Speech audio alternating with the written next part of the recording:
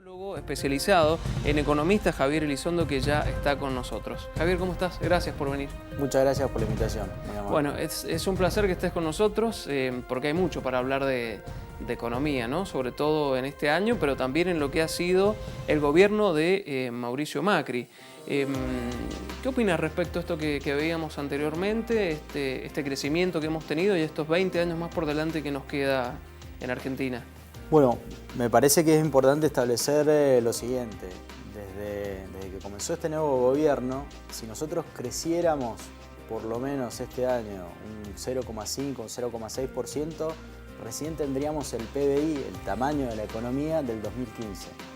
La caída fue muy abrupta en el 2016, se logró recuperar en parte en el 2017 y el 2018 que se preveía un mayor aumento de la economía.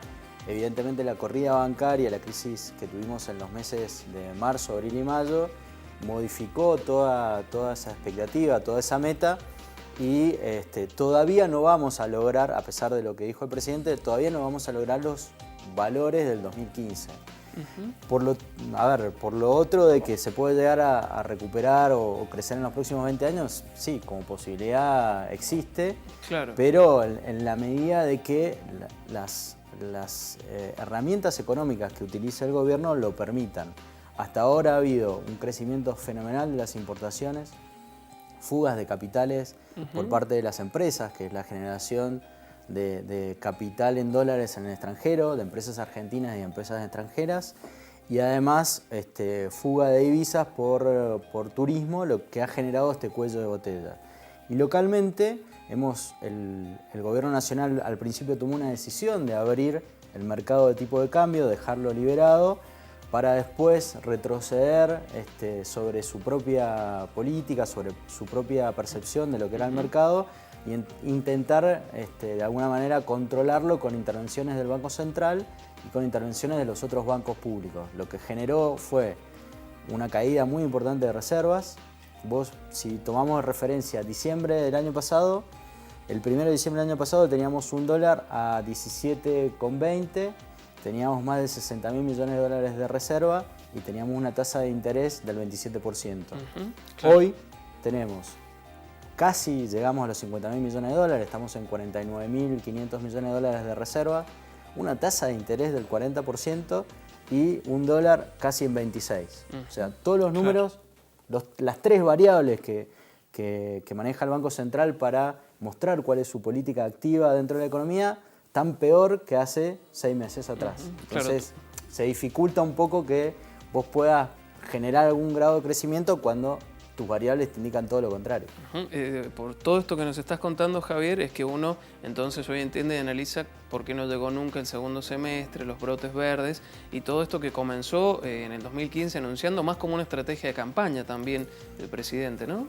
Hay que entender que el Estado Nacional o el gobierno, cuando Cambiemos toma el poder en el Poder Ejecutivo, valga la redundancia, tiene la percepción de que liberando el mercado se podían generar las condiciones de confianza a nivel internacional para que vinieran inversiones. Ese era el plan A.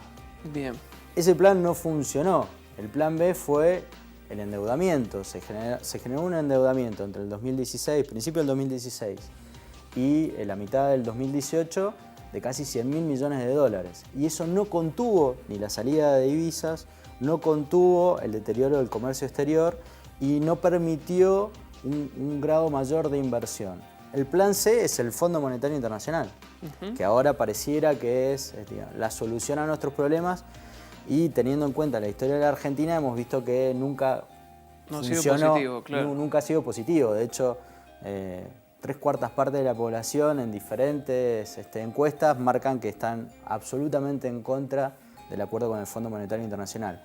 Y lo más difícil de entender o de percibir es que el ajuste que se inició en el 2016 todavía no termina. Todavía se tienen que generar mayores aumentos en los servicios públicos. Todavía el Estado Nacional tiene que tomar algunas decisiones respecto al funcionamiento del Estado. Yo te escuchaba mencionar de que los cargos jerárquicos de algunos organismos autónomos iban a ser el 25%, 25%, sí. Sacados de la plantilla. lo cual no genera un ahorro mayor. ¿Por qué? Porque del 2015 a este año la planta del personal del Estado Nacional aumentó 4%. Y tenemos un 25% más de ministerios. O sea, todavía tenemos que volver a valores anteriores al 2015 para que el Estado sea más chico. En definitiva, desde que llegaron es más grande, es más costoso y no necesariamente generó ese nivel de confianza que hubiese sido necesario para no recurrir al Fondo Monetario Internacional. Entonces, con las variables económicas más importantes, peores que el año pasado o que el anterior, con menor margen de maniobra a nivel internacional para conseguir financiamiento, ya los bancos internacionales te dicen que no te van a prestar, se recurre al Fondo Monetario Internacional y eso va a generar mayores restricciones a todas las familias. ¿En qué nosotros vamos a ver esta situación? En que cada vez nos va a costar más poder acceder a los bienes y servicios que una familia normalmente consume. ¿Por qué? Del 2015 hasta ahora, hasta el 2015 vos gastabas en promedio, en una familia de clase media, el 5% de tus ingresos en todo lo que eran servicios públicos y transporte. Esa proporción pasó entre el 20 y el 25%. Y esa proporción va a aumentar a partir de ahora, quizás hasta un 30% de los ingresos de una familia de clase media de 4 personas en el consumo de los servicios más el transporte. Esto significa que vos vas a tener menos dinero para el resto de los gastos que tiene una familia. Claro.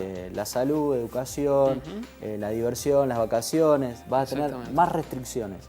Y eso se va a ver también porque el Estado está pensando en restringir obra pública, restringir los fondos que se liberan desde la Nación a las provincias.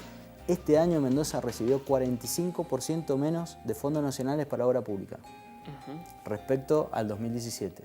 Claro. 45%, es mucho. Y eso se nota después en el gasto cuando no tenés plata.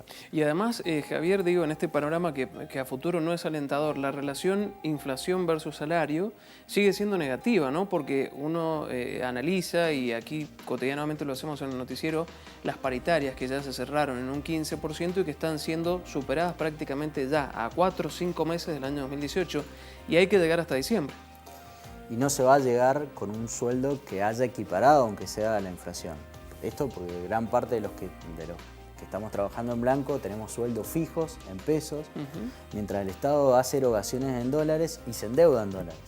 Lo que cubre el Fondo Monetario Internacional, estos 50.000 millones más los 5.000 millones adicionales de otros bancos también institucionales, solamente va a cubrir los intereses de pago de la deuda, ni siquiera el capital. O sea que el Estado Nacional tiene que hacer ahorros mayores todavía para poder pagar esa deuda externa.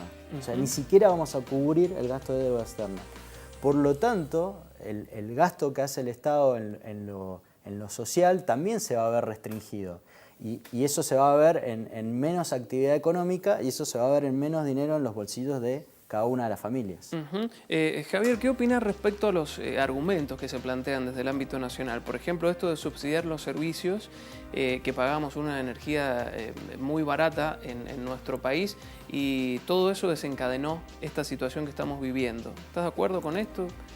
Hubo un error que me parece que tiene que ver más con una visión ideológica del gobierno que con una visión de la realidad cotidiana, que tiene que ver con la dolarización de los servicios públicos.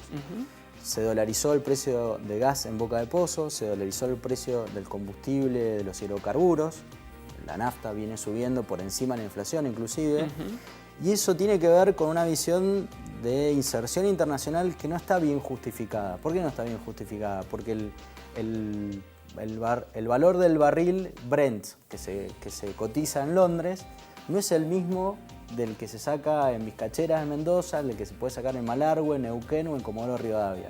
Históricamente, el precio del barril de petróleo en Inglaterra ha tenido valores oscilantes entre los 40, los 50 y hasta los $100 inclusive.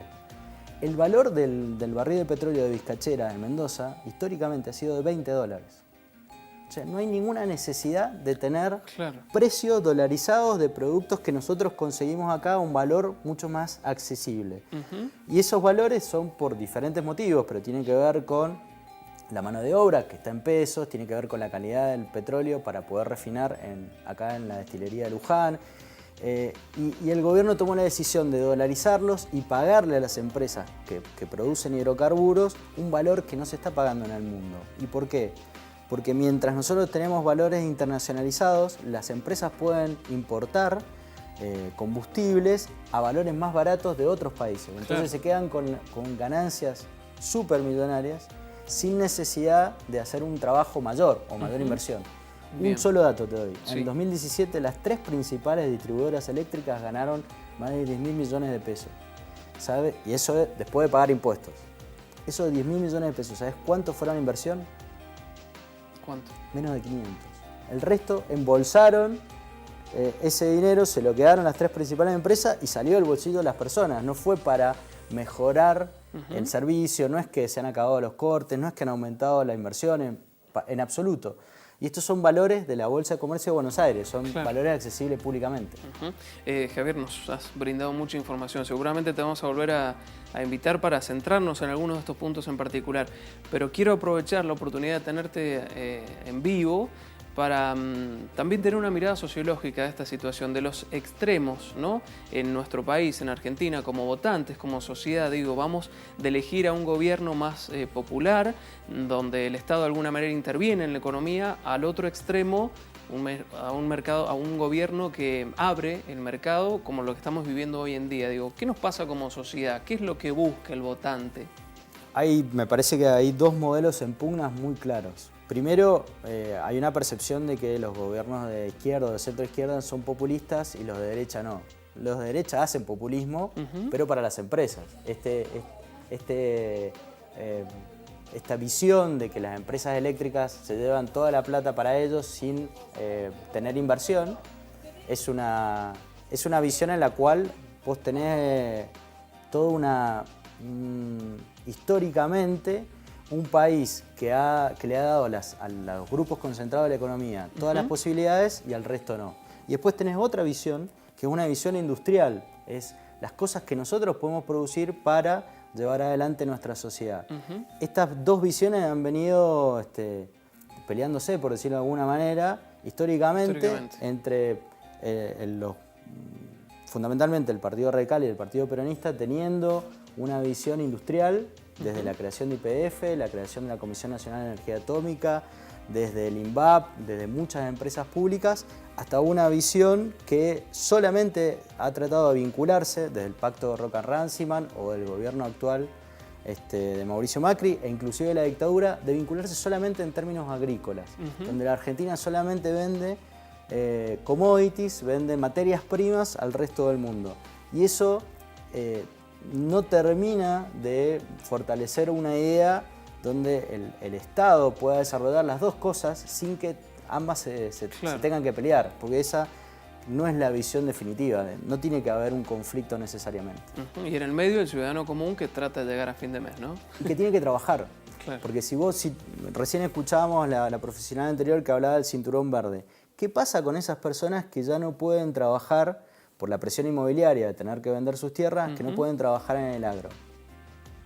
Claro. ¿Qué tipo de trabajos tienen disponibles? ¿Qué tipo de ingresos van a tener disponibles? Esas discusiones en profundidad, a veces malintencionadamente, no se llevan a cabo porque hay que tener respuestas. Es decir, claro, no podemos ser un país agrícola por siempre.